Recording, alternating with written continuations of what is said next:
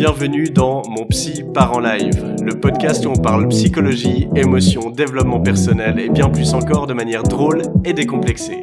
Je suis Julien Borloo, psychologue spécialisé en hypnose et coaching et je te donne toutes les clés pour prendre soin de ta santé mentale.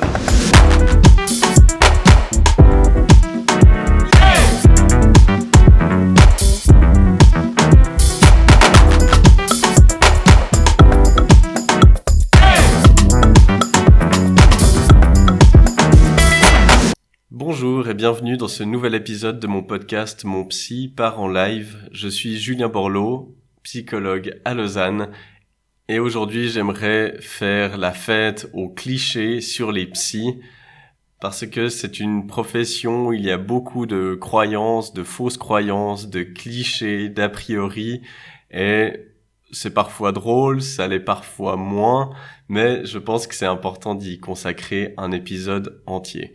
Et puis, peut-être que ça va vous faire changer d'avis sur certains de vos clichés, peut-être pas, peut-être que ça va vous faire rire, peu importe, j'ai envie qu'on aborde les différents clichés. J'en ai recensé quelques-uns, autant dans mon expérience personnelle que dans celle de mes collègues, ou dans des choses que j'ai pu voir sur Internet, des commentaires que l'on m'a laissés aussi sur des vidéos sur Instagram, TikTok, etc.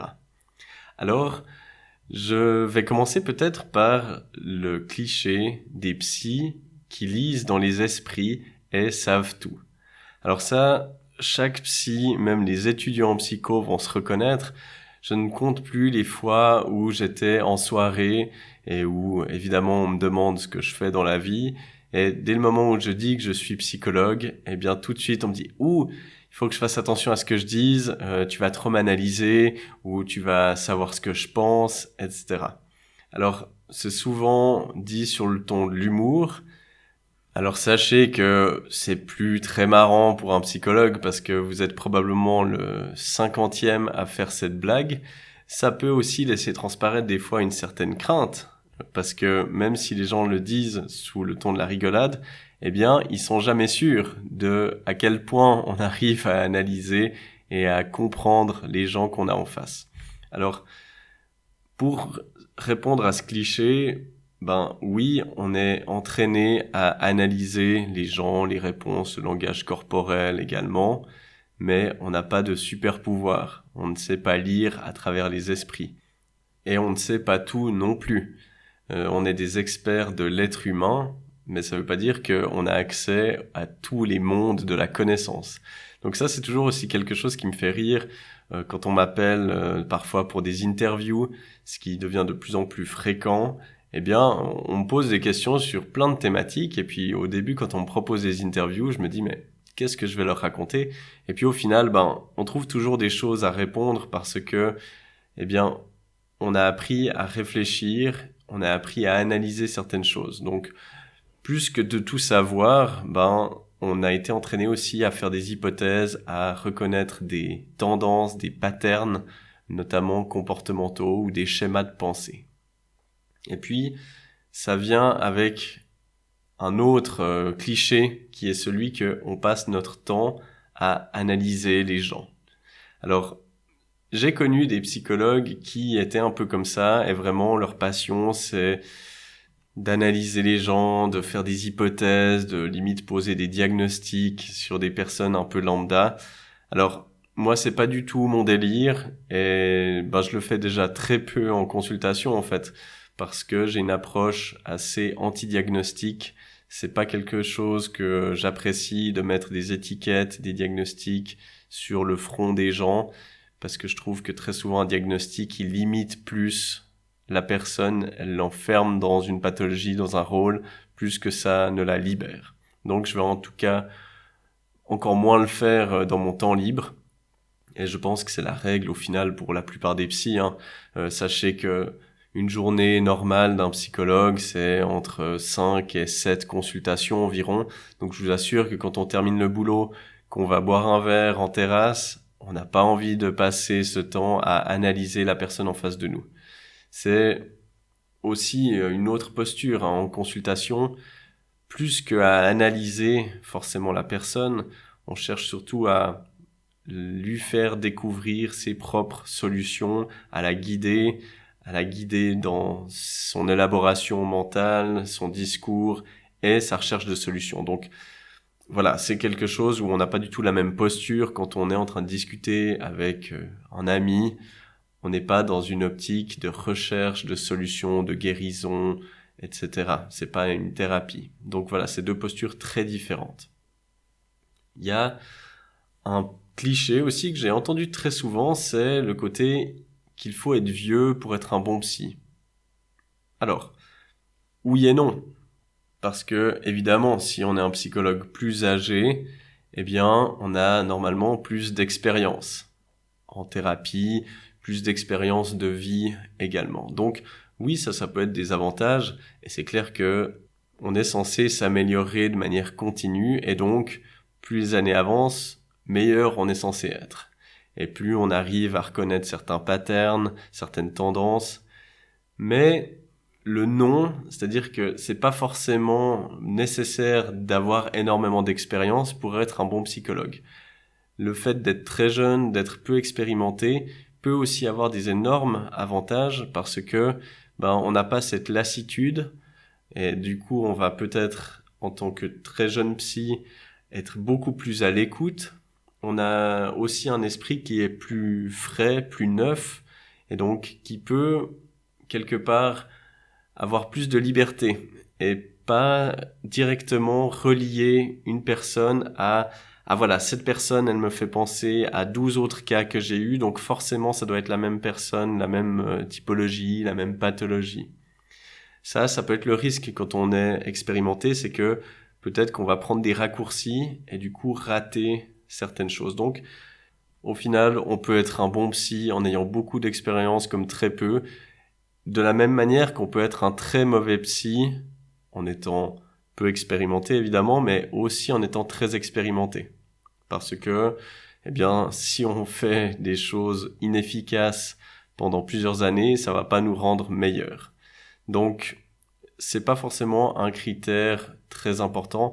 Et si vous cherchez un psychologue, un des critères les plus importants dans une thérapie, c'est d'avoir une bonne alliance thérapeutique, un bon lien avec votre thérapeute. Donc demandez-vous tout simplement, voilà, vers qui est-ce que je vais avoir le plus de facilité à me livrer, à me confier? Est-ce que je suis plus à l'aise de parler à une personne qui est plus âgée que moi, à un homme, à une femme, ou peut-être quelqu'un de moins âgé?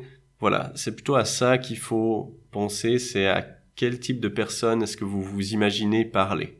Parce que, une personne plus jeune va être aussi beaucoup plus au courant des problématiques des jeunes, va pouvoir peut-être plus s'identifier à la personne si elles ont plus ou moins le même âge. Donc ça peut aussi avoir des avantages.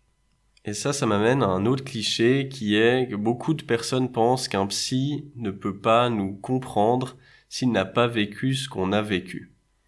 Et ça, c'est aussi dû beaucoup à l'industrie du développement personnel où il y a beaucoup de personnes qui se lancent dans le coaching après avoir vécu quelque chose de traumatique, par exemple. Donc, j'en sais rien. Si une personne a vécu des crises d'angoisse et puis qu'elle a réussi à surmonter ça, elle va ensuite devenir coach pour accompagner les gens qui ont des crises d'angoisse. Et ça peut être avec n'importe quoi, avec des troubles alimentaires. Tout d'un coup, la personne va se dire, moi, j'ai réussi à vaincre mon trouble alimentaire et donc je vais aider les gens qui en ont. Et qui vont penser, je suis plus à même d'aider les autres parce que moi, je suis passé à travers ça. Alors, oui, ça peut être un avantage parce que ça permet de bien comprendre l'autre, mais c'est très souvent plutôt un désavantage à ce que je vois, à ce que j'ai pu entendre, parce que, alors, et encore, là, il faut faire encore la distinction parce qu'il y a des gens qui vont faire une petite formation de coaching et qui n'ont aucune haute formation dans l'aide à la personne. Et là, ça peut poser souvent beaucoup de problèmes parce que elles ont pas cette formation et puis justement, elles vont simplement partir du fait que comme elles ont vécu quelque chose, elles peuvent aider les autres et ça donne souvent des choses plus que limites. Il y en a qui vont devenir psychologues, mais voilà, ça peut augmenter la compréhension, mais ça peut aussi amener beaucoup de biais parce que la personne va se dire moi j'ai traversé ça, je sais ce que c'est, puis va avoir beaucoup de résonance avec elle-même et aura tendance peut-être à se dire, moi j'ai réussi, donc ça c'est la seule bonne méthode, et c'est souvent pas le cas. Et donc elle va parfois être plus centrée sur elle que sur la personne qu'elle est censée aider. Donc non, on n'a pas besoin d'avoir vécu ce que les personnes qu'on voit vivent pour pouvoir les aider. Et heureusement, parce que ça veut dire que sinon les psychologues devraient avoir toutes les psychopathologies qui existent pour pouvoir travailler. Non, ça marche pas comme ça. Et c'est surtout à cause d'une mauvaise compréhension du rôle du psychologue. Beaucoup de gens pensent qu'un psychologue, il est là pour donner des conseils et pour expliquer ce que la personne va devoir faire, alors que en réalité, un psychologue, il est là pour aider la personne à trouver ses propres solutions. Et donc, ça passe beaucoup par du questionnement. Et donc, pour être un bon psy, il suffit de savoir poser des bonnes questions. Et on revient au fait qu'on peut être un très bon psy en étant jeune, parce que si on pose les bonnes questions, la personne, elle va venir avec ses propres solutions. Alors après, il y a en effet toute une partie du psychologue qui va faire ce qu'on appelle de la psychoéducation, c'est-à-dire qui va expliquer comment fonctionne le cerveau, comment on fonctionne avec nos comportements, etc. Ces explications, elles ont un grand pouvoir thérapeutique, mais on n'a pas besoin d'avoir vécu un trouble pour pouvoir aider une personne à le surmonter. Alors après, il y a d'autres clichés, les psys, c'est pour les fous. C'était un peu la vision qu'avaient nos grands-parents parce que c'était très stigmatisé. Les gens n'allaient pas chez le psychologue à moins qu'ils aient vraiment des gros problèmes. Maintenant, c'est quand même une vision qui se démocratise. Aller chez le psychologue, c'est de plus en plus banal, heureusement. Et j'espère aussi que ce genre de podcast ou tout ce que je fais sur les réseaux sociaux, c'est une de mes missions. C'est de démocratiser aussi la vision du psy. Donc ça devient de moins en moins fréquent comme cliché, mais on est encore un petit peu imprégné de ça. Ou suivant le niveau social, ça dépend dans quelle culture également. Toutes les cultures n'ont pas la même vision du psychologue. Donc ça peut encore être présent, il peut y avoir encore des gens qui peuvent être stigmatisés parce que ils ou elles vont chez le psychologue. Mais j'ai bonne confiance dans le fait que ça va s'atténuer de plus en plus. Ça m'amène à un autre cliché que j'entends très souvent, c'est des personnes qui me disent « Ah, mais moi, je suis un peu le psy de mes copains ou de mes copines parce qu'on me dit que je sais bien écouter. » Alors, c'est très bien. Et en effet, de savoir écouter, c'est une compétence clé pour un psy. Mais ce n'est pas que ça. Et ça, malheureusement, c'est aussi un cliché du psy qui est juste là à écouter, qui dit rien, qui fait juste « c'est un peu l'image que on voit dans les films, qui est pas mal une image tirée des approches traditionnelles qui sont maintenant quand même un peu anciennes, notamment liées à la psychanalyse, où il y a peu d'intervention du psychologue. Voilà, ça représente plus du tout la réalité d'un psy, surtout, alors, en France, il y a encore beaucoup de psychanalyse, en Suisse, moins, où c'est des approches psychanalytiques, psychodynamiques qui ont été un peu remixées. Donc les cures sur le divan, ça n'existe plus vraiment, ou c'est réservé à une grande élite. Donc voilà, un psy, comme je disais, ça donne des informations, ça explique le fonctionnement de l'humain, ça pose des questions, donc c'est pas juste écouter. Après, c'est très bien si vous prêtez une écoute active, attentive à vos proches, c'est super, donc continuez. Mais c'est pas la seule compétence nécessaire pour un psychologue. Un autre cliché que je peux mettre en lien avec les psys, c'est pour les fous, il y a un cliché aussi sur le fait que les psys eux-mêmes seraient fous et qui se lancent dans ces études pour se soigner, entre guillemets. Alors, ce cliché, oui et non, mais plutôt non.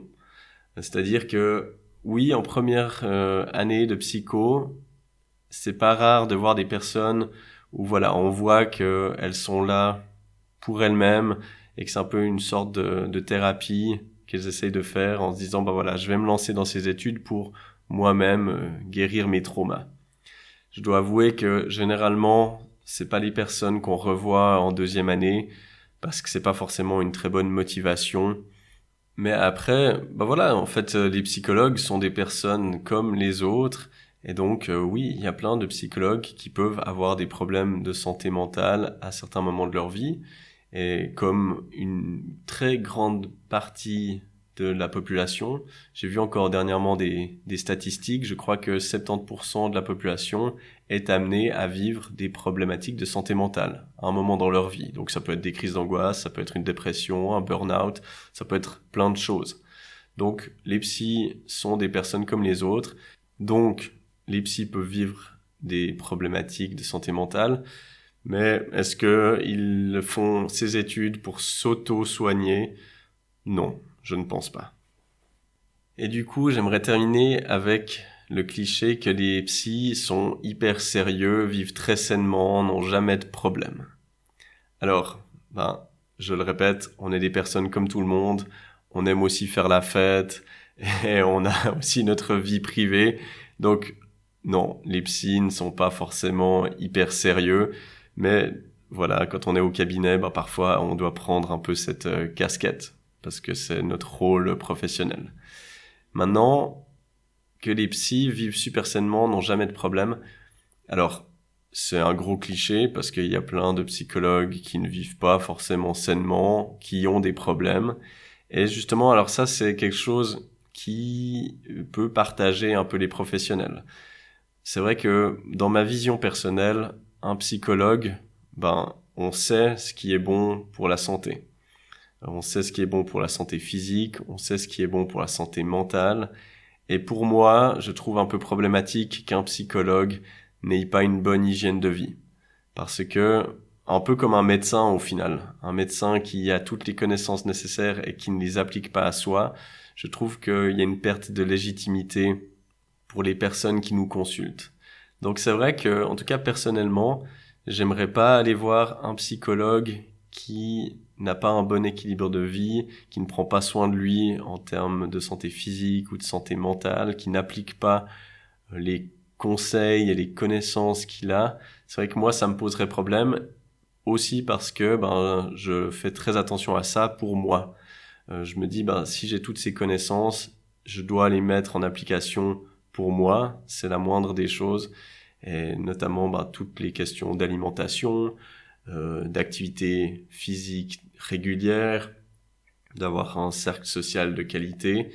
Enfin, à un niveau personnel, je fais tout ce qui est en mon pouvoir pour avoir des facteurs de protection en santé physique et mentale. Donc, c'est un cliché que les psys vivent super sainement et qu'ils n'ont jamais de problème, mais je trouve que ça devrait être le cas parce que on a plein de connaissances et on doit les appliquer. Et je vois que ça fait déjà 17 minutes que je suis avec vous. Je pense qu'il y a encore plein d'autres clichés. Et si cet épisode vous a plu, peut-être que je ferai un deuxième épisode là-dessus. Mais en tout cas, je vous remercie pour votre écoute et je vous dis à très bientôt pour un nouveau podcast. Et voilà, on arrive à la fin de cet épisode. Je tenais à vous remercier du fond du cœur de m'avoir écouté jusqu'au bout. Si vous voulez soutenir ce podcast, n'hésitez pas à le partager à vos amis, à commenter et à mettre une évaluation sur l'application de podcast que vous utilisez. Ça m'aide vraiment énormément, donc merci d'avance pour cela. Je vous mets dans les notes du podcast toutes les infos nécessaires pour mon site internet, pour mes formations en ligne et pour toutes les références que je pourrais vous transmettre par rapport à l'épisode. Encore une fois, merci d'avoir écouté Mon Psy part en live. C'était Julien Borloo. À la semaine prochaine.